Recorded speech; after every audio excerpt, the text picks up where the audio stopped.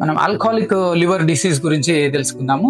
Alcohol ఒక మోతాదుకు మించి తాగే వ్యక్తుల్లో లివర్ డ్యామేజ్ అవుతుందండి. దీనికి ఒక లిమిట్ అంటూ జనరల్ గా మనం చెప్పేది ఏంటంటే 2 నుంచి 3 పెగ్ల కన్నా ఎక్కువ విస్కీ రోజులో, అండ్ అట్లా ఒక 2 నుంచి 3 రోజుల కన్నా ఒక వారంలో తాగడం. 2 నుంచి 3 రోజుల కన్నా ఎక్కువ ఒక వారంలో తాగడం. జనరల్ గా ఆడవారిలో కొంత తక్కువ ఉంటుంది, మగవారిలో కొంచెం లిమిట్ ఎక్కువ ఉంటుంది.